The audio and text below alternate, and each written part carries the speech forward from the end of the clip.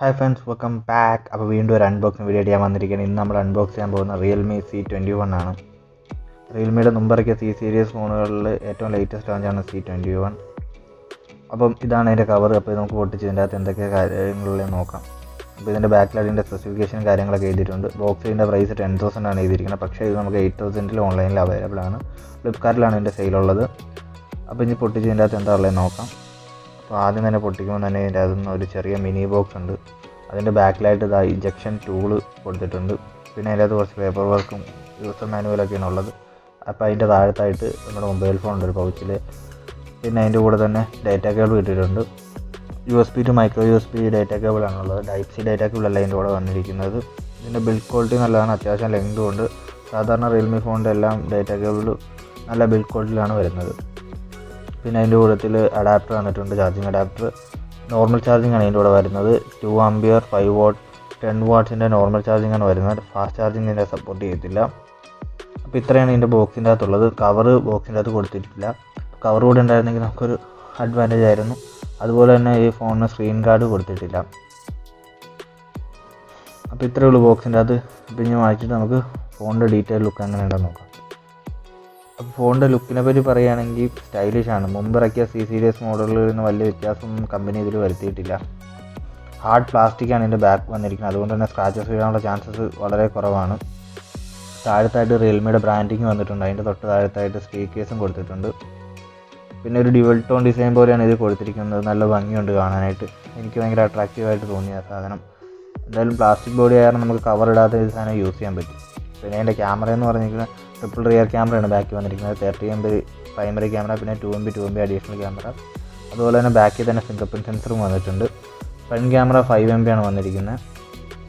Overall എനിക്ക് design ഇഷ്ടപ്പെട്ടു. Compact ആണ്, നമ്മുടെ കയ്യിൽ ഒതുങ്ങും ഫോൺ കറക്റ്റായിട്ട്.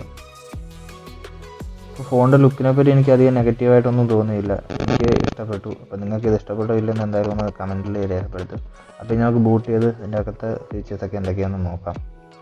ഇതിൻ്റെ ഡിസ്പ്ലേ വന്നിരിക്കുന്നത് 6.5 ഇഞ്ച് IPS HD+ ഡിസ്പ്ലേ ആണ് വന്നിരിക്കുന്നത്. ഒരു ഫുൾ HD+ ഡിസ്പ്ലേ ഉണ്ടായിരുന്നെങ്കിൽ കുറച്ചുകൂടെ നല്ലതായിരുന്നു. പക്ഷേ ഈ പ്രൈസ് റേഞ്ചിൽ നമുക്ക് ഫുൾ HD+ ഡിസ്പ്ലേ ഉള്ള ഫോണുകൾ കുറവാണ്. അതുകൊണ്ട് നമുക്ക് അതൊരു നെഗറ്റീവായിട്ട് പറയാൻ പറ്റില്ല. പക്ഷേ തന്നിരുന്നെങ്കിൽ കുറച്ചുകൂടെ അഡ്വാൻറ്റേജ് ആയിരുന്നു. ഇതിൻ്റെ യൂസർ ഇൻ്റർഫേസൊക്കെ നോർമൽ റിയൽമി ഫോണുകളിലുള്ള പോലെ തന്നെയാണ്. അതിൽ വലിയ മാറ്റമൊന്നും കമ്പനി വരുത്തിയിട്ടില്ല. ആപ്പ് ഡ്രോയർ ടൈപ്പാണ് ഇതിൽ കൊടുത്തിരിക്കുന്നത്. നമുക്ക് നോർമൽ യൂസേജിന് പറ്റിയ ഫോണാണ്. അതുപോലെ തന്നെ നോച്ച് ഡിസ്പ്ലേ ആണ് വന്നിരിക്കുന്നത്. പൊക്കത്തായിട്ടാണ് ഫ്രണ്ട് ക്യാമറ കൊടുത്തിരിക്കുന്നത്. അപ്പോൾ ഞാൻ നിങ്ങൾക്ക് എന്തായാലും ഫുൾ ബ്രൈറ്റ്നസ്സിലൊന്ന് കാണിച്ചു തരാം എത്ര ഡിസ്പ്ലേ ഉണ്ടെന്ന്. ഞാൻ ചെക്ക് ചെയ്ത് നോക്കിയിട്ട് ഫുൾ ബ്രൈറ്റ്നസ്സിൽ എനിക്ക് വെയിലത്തൊക്കെ വെച്ച് സുഖമായിട്ട് യൂസ് ചെയ്യാൻ പറ്റുന്നുണ്ടായിരുന്നു. അതുകൊണ്ട് ബ്രൈറ്റ്നസ്സിൽ എനിക്ക് കംപ്ലൈൻ്റ് ഒന്നും പറയാനില്ല. നിങ്ങൾക്ക് ഞാൻ ഫുൾ ബ്രൈറ്റ്നസ് നിങ്ങളൊന്ന് കാണിച്ചു തരാം. ഫുൾ ബ്രൈറ്റ്നസ്സിലാണ് ഇട്ടിരിക്കുന്നത്. ഇത്രയും ഡിസ്പ്ലേ ക്വാളിറ്റി ഉണ്ട്. കളറും അത്യാവശ്യം നല്ല കളർ ഗ്രേഡിങ് ഉണ്ട്. കോർണറിലും ഡോട്ട്സ് ഒന്നും നമുക്ക് കാണാൻ പറ്റില്ല.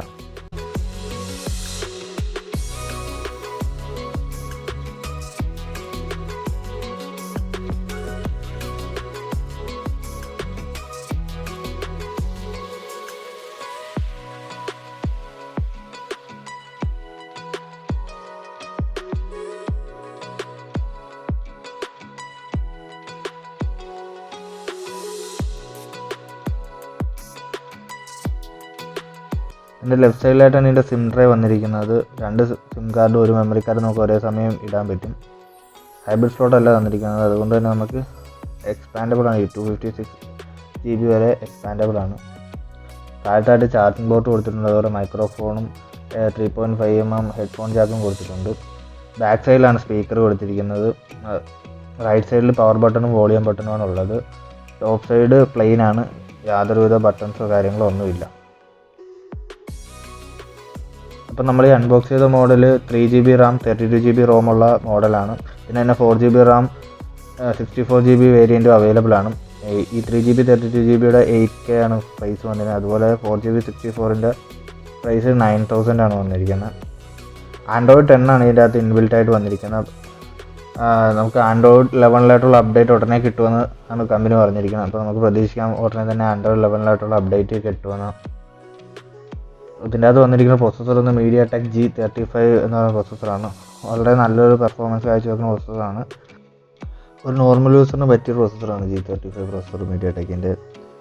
നമുക്ക് മൾട്ടി ടാസ്കിങ്ങും അതുപോലെ തന്നെ ചെറിയ ചെറിയ ഗെയിമിങ്ങിനൊക്കെ പറ്റിയ പ്രോസസ്സറാണ്. പക്ഷേ നിങ്ങളൊരു ഹെവി യൂസറാണ്, ഒരുപാട് ഗെയിംസ് കളിക്കും അല്ലെങ്കിൽ ഹൈ പെർഫോമൻസ് ഗെയിംസ് ഒക്കെ കളിക്കുന്ന ഒരു യൂസറാണെങ്കിൽ ഈ ഫോൺ നിങ്ങൾക്ക് പറ്റില്ല. കാരണം ഇതിനകത്ത് ഗ്രാഫിക്സ് കാർഡ്സോ അങ്ങനത്തെ സംഭവമൊന്നുമില്ല. കാരണം ഈ പ്രോസസ്സർ അത്ര വലിയ സപ്പോർട്ടീവ് അല്ല ഹൈ പെർഫോമൻസ് ഗെയിമിങ്. പക്ഷേ നോർമൽ യൂസറിന് പറ്റിയ ഫോണാണ്. പിന്നെ ഇതിൻ്റെ ബാറ്ററി വന്നിരിക്കുന്ന 5000 mAh ബാറ്ററിനകത്ത് കൊടുക്കുന്നത്. സുഖമായിട്ട് നിങ്ങൾക്ക് ഒരു ദിവസം ബാറ്ററി ബാക്കപ്പ് കിട്ടും. നിങ്ങൾ ഹെവി ആയിട്ട് ഫോൺ യൂസ് ചെയ്താലും ഒരു ദിവസം ബാറ്ററി ബാക്കപ്പ് സിമ്പിളായിട്ട് ഇതിൽ കിട്ടും. അപ്പോൾ ഇത്രയേ ഉള്ളൂ ഈ ഫോണിനെ പറ്റി പറയാനൊക്കെ. അപ്പോൾ ചാനലിൻ്റെ ഇതുവരെ സബ്സ്ക്രൈബ് ചെയ്തിട്ടില്ലെങ്കിൽ സബ്സ്ക്രൈബ് ചെയ്യണം. ഇനി ഇതുപോലത്തെ ഒരുപാട് വീഡിയോസൊക്കെ നിങ്ങൾക്ക് കാണാം. അപ്പോൾ നിങ്ങൾ Realme C21 വാങ്ങുകയാണെങ്കിൽ നിങ്ങൾ യൂസ് ചെയ്തതിൻ്റെ നിങ്ങളുടെ എക്സ്പീരിയൻസ് എങ്ങനെയുണ്ടെന്ന് ഒന്ന് കമൻറ്റിൽ രേഖപ്പെടുത്തുക.